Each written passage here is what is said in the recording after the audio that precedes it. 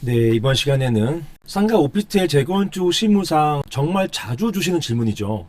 그리고 매번 이 문제가 이슈화 돼요. 그리고 심지어는 제가 지금 어떤 재건축 현장에서 재판 과정에서도 문제되고 있는 부분입니다. 자, 그게 어떤 쟁점이냐면 소유권이 신탁된 경우에 재건축 결의에 있어서 의결권 행사자는 신탁사인가 아니면 구분 소유자인가. 자, 여기에 대한 쟁점입니다. 굉장히 중요하거든요. 중요하고 이 법에 규정이 없어요. 명문 규정이 없기 때문에 이게 판례와 해석을 바탕으로 해가지고 이걸 근거로 해가지고 재건축 진행할 수밖에 없어요. 마침 관련된 판례도 있고 그러니까 여기에 대해서 한번 정리해 보겠습니다. 자, 제가 질문 한번 읽어볼게요. 주신 질문입니다.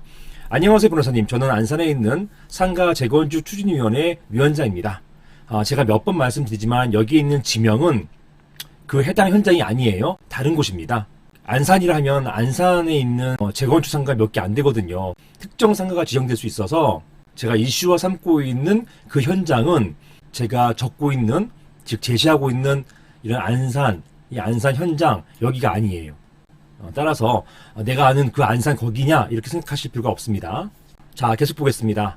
다름이 아니고 저희 상가 건물이 노후화되고 오래되어서 현재 재건축을 추진 중에 있습니다. 그런데 재건축을 추진하면서 상가를 매수하는 과정에서 상당수가 신탁이 되어 있는데요. 이 경우에 구분 소유자, 즉 위탁자가 재건축 결의에 있어서 의결권자인가요? 아니면 신탁사가 의결권자인가요? 이런 질문을 주셨습니다. 자, 여기에서 먼저 짚고 가야 될 게 뭐냐면 보시는 것처럼 상가 재건축하면서 이거 상가 매수하는 경우가 굉장히 많아요. 어떤 SPC 법인에서 매수를 하고 그리고 매수하기도 하고 또는 아예 곧바로 신탁하기도 합니다. 이게 왜냐하면 자금 조달을 위해서 그런 거예요. 이 재건축 자금 조달을 위해서 PF가 아니라 브릿지 자금이라 하더라도 신탁이 필요한 경우가 굉장히 많거든요. 그래서 신탁이 되어 있다는 얘기는 아마 자금 조달, 본 PF까지는 아니라 하더라도 브릿지 자금, 보통 계약금이나 설계비나 법률 자문비 이런 거 쓰는 비용이거든요. 이런 브릿지 자금을 조달하기 위해서 신탁이 되어 있는 것 같습니다. 자, 그 다음에 여기에서 구분 소유자라고 되어 있는데요. 이거는 사실은 신탁되면은 구분 소유권이 넘어간 것으로 판례가 다루어지고 있거든요. 그래서 여기에 구분 소유자는 엄밀히 따지면 법상 구분 소유자는 아니고 전 구분 소유자이고 명칭은 위탁자입니다. 위탁자, 이런 사람을 보시는 것처럼 위탁자라고 하죠. 그렇지만 원래 우리가 알고 있는 구분 소유자, 그 사람은 맞아요. 근데 이게 신탁법에 따라가지고 신탁돼 버리면 소유권이 넘어가는 것처럼 법과 판례가 그렇게 보고 있습니다. 자, 아무튼 재건축 결의에 있어서 신탁된 물건이 있을 때 위탁자가 의결권자이냐, 위탁자가 재건축 결의에 있어서의 의결권자인지, 아니면 신탁사, 여기 보통 위탁을 받은 주체이기 때문에 수탁자이지만 보통은 신탁회사를 합니다. 위탁자가 있으면 위탁자의 반대가 수탁자이잖아요. 그런데 보통 수탁자라고 표현하지 않고 신탁사라고 표현합니다. 신탁회사가 신탁을 받기 때문에 그런 것인데요. 이렇게 신탁사가 의결권자인가, 이런 질문을 주신 것입니다. 자, 우선 관련된 법을 한번 보시겠습니다. 자, 보시면 이 상가 오피스텔 재건축이니까 이게 집합건물법에 따른 재건축이거든요. 그래서 집합건물의 소유 및 관리하는 법률 제47조에 재건축 결의의 근거 규정이 있어요. 자, 1항 보시면 보실게요.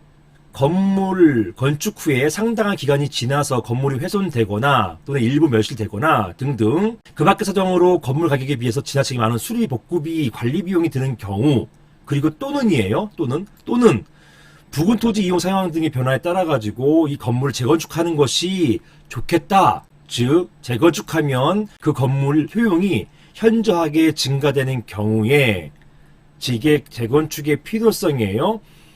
노후화되거나 아니면 주변 토지 이용 상황에 따라 가지고 재건축하는 것이 낫겠다. 이런 경우에 어떻게 된다? 과단 집회는 결의할 수 있다라고 되어 있어요. 즉 재건축을 결의할 수 있다.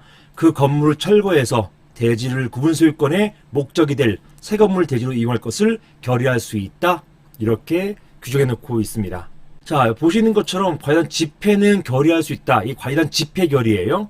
그래서 어떤 분은 이 관련 집회 결의를 반드시 총회를 열어서, 집회를 열어서만 가능한 것인가 이렇게 오해하시는 분이 계시는데요. 그렇지는 않습니다. 코로나 같은 어떤 팬데믹 상황이나 또는 전체가 모이기 어려운 그런 상황 같은 경우에는 이런 집회 결의를 가름해서 서면 결의를 할 수 있어요. 이게 집합건물법 41조에 명시되어 있습니다. 그래서 이건 오해하시면 안 돼요. 물론 여기에 대한 쟁점은 아니기 때문에 제가 이 쟁점에 대해서는 다시 다루겠습니다. 하지만 결론부터 말씀드리면 이 관련 집회 결의를 반드시 실제로 열어야 되는 것은 아니다. 즉 서면 결의로만 가능하다. 이게 집합건물법에 명시되어 있고 관련된 판례, 제가 이 판례들을 많이 받아놨어요. 많이 받았습니다. 그렇기 때문에 문제없다 이렇게 보시면 되겠습니다. 2항 보시면 제1항의 결의, 이게 재건축 결의잖아요. 이 재건축 결의의 정족수에 대해서 얘기하고 있습니다. 즉 구분 소유자의 5분의 4, 80%잖아요. 이상과 그리고 의결권, 이 의결권의 5분의 4, 80% 이상의 결의에 따른다. 이렇게 규정되어 있습니다. 여기에서 이 구분 소유자, 요게 이제 핵심인 거죠. 이 구분 소유자가 사안 같은 경우는 위탁자이냐 아니면 신탁을 받은 신탁 회사이냐, 요게 이제 핵심 쟁점이 되는 거예요. 자, 계속 보겠습니다. 자, 보시는 것처럼 집합건물법에 따른 재건축 결의는 구분 소유자 및 의결권의 각 80% 이상의 결의가 있어야 가능합니다. 방금 전에 보셨죠? 이 법문 규정, 제가 이렇게 표시한 이 부분, 이걸 말하는 것이에요. 사안의 경우에 구분 소유자, 여기에서의 이 구분 소유자가 신탁을 받은 수탁자, 이걸 신탁사를 합니다. 신탁사인지 아니면 구분 소유자, 요게 이제 위탁자이죠. 위탁자인지 여부가 문제가 된 것입니다. 물건이 신탁회사 등에 신탁된 경우에 이러한 신탁행위는 실질적인 어떤 목적, 이 경제적 목적, 이게 뭐냐면 보통은 담보신탁 또는 관리신탁, 처분신탁 이런 거잖아요. 경제적 목적을 위해서 하는 것인데 이게 매도가 아니란 말이에요. 신탁이 뭡니까? 믿고 맡겨놓는 거잖아요. 이 신탁 용어 자체가 그런 거예요. 믿고 맡겨놓는 것인데 따라서 이렇게 경제적 목적과 이 목적은 뭐냐면 어떤 경제적 목적을 위해서 이걸 맡겨놓는 거예요. 신탁회사에다가 맡겨놓는 것입니다. 이게 실질인데요. 근데 외형은요. 이 외형상으로는요. 이게 신탁법이에요. 신탁법상 권리가 이전하게 되어 있습니다. 소유권이 대내외적으로 이전하는 것으로 보고 있어요. 그렇게 규정해 놨어요. 따라서 실질은 뭐예요? 실질은 원래 내 거야. 내 거인데 어떤 경제적 목적을 위해서 또는 이 경제적 목적이라는 것은 담보, 이 담보로 해가지고 자금을 조달한다 이런 거잖아요. 이런 목적을 위해서 내가 맡겨놓을게. 잠정적으로 맡겨놓을게. 이게 신탁이고 이게 실질인데 형식상, 신탁법상으로는 형식상 소유권이 대내외적으로 수탁자, 이 신탁회사로 넘어간단 말입니다. 자, 이렇게 실질과 외형이 일치하지 않는 전형적인 경우에 해당하는 것입니다. 판례는 신탁법상의 신탁의 경우 대내외적으로 소유권이 위탁자에서 종전 구분 소유자에게서 신탁회사로 이전되는 것으로 보고 있습니다. 이게 확립된 판결이에요. 그러니까 소유권이 뭐 유보돼 있거나 소유권이 원래 내 건데 그냥 맡기기만 하는 것이지 소유권 나한테 있어? 내부적으로 대내적으로 내부적으로 난 이건 내 거야? 이런 거 아니란 말입니다. 다 넘어간다는 얘기예요. 한편 그럼에도 불구하고 판례는요 이렇게 보고 있어요. 잘 보세요. 이제 이 부분부터 굉장히 중요합니다. 이것 때문에 이 질문하신 쟁점의 답이 나오는 거예요. 한편 그럼에도 불구하고 판례는 관련 총회의 의결권을 신탁회사가 아닌 위탁자, 즉 신탁전 구분 소유자가 행사하더라도 여러 가지 구체적인 사정에 따라서 신탁사가 위탁자에게 의결권 행사를 묵시적으로 위임했다고 인정된다면 위탁자가 의결권 행사하는 것도 유효하다. 이렇게 판시하고 있습니다. 위탁자가 있는데요. 구분 소유자가 있는데 이 관련 집회의 의결권에 있어서 수탁자인 신탁회사가 아니라 위탁자가 행사한다 하더라도 문제가 없다는 거예요. 여기 보시는 것처럼 판례는 그 의결권 행사를 묵시적으로 위임했다고 인정된다면 누가? 신탁회사가 오히려 구분 소유자에게요.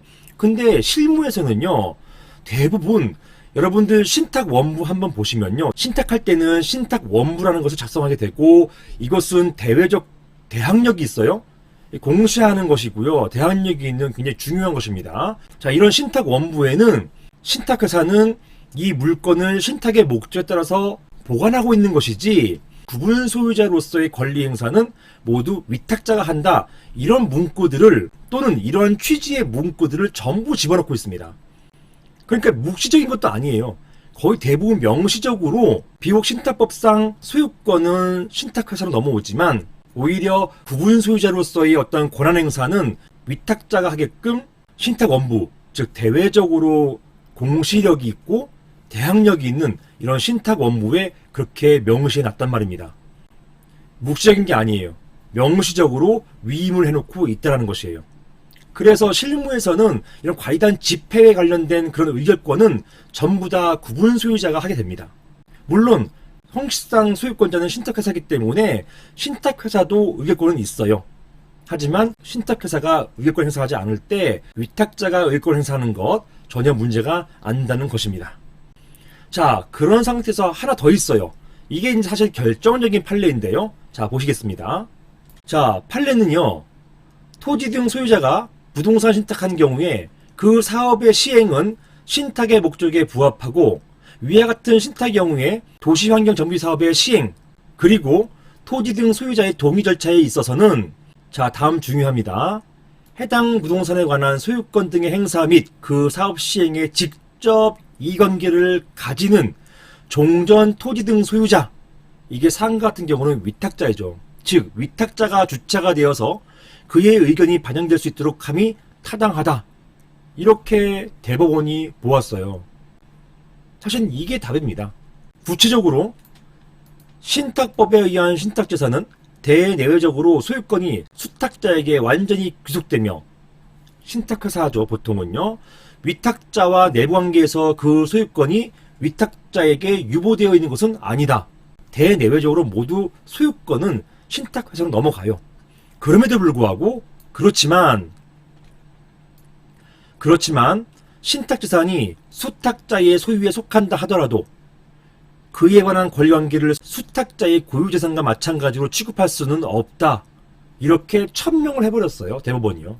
그렇게 하면서 결론적으로 동의자 수를 산정할 때 위탁자를 기준으로 한 것입니다. 비록 여기 해당되는 이 사건은, 이거는 도시정비법상의 공공재건축이었었어요. 도시정비법상의 공공재건축에서 마저도 이렇게 판단했다 한다면, 우리 집합건물법에 따른 이런 민간재건축 같은 경우는 당연히 이 판례가 원용됩니다. 뭐 달리 판단할 수 있는 여지가 없어요. 그 다음에 판례가 이렇게 설치를 자세하게 해놨지 않습니까? 결론적으로 결국 재건축결에 있어서 위탁자의 의권 행사가 유효하다, 이렇게 보시겠습니다. 소유권이 신탁된 경우 재건축결에 있어서 의결권 행사자는 신탁사인가 구분 소유자인가? 신탁사는 물론이고 종전 구분 소유자이죠. 위탁자도 의결권 행사자이다. 이게 결론이라고 할 것입니다. 이상입니다.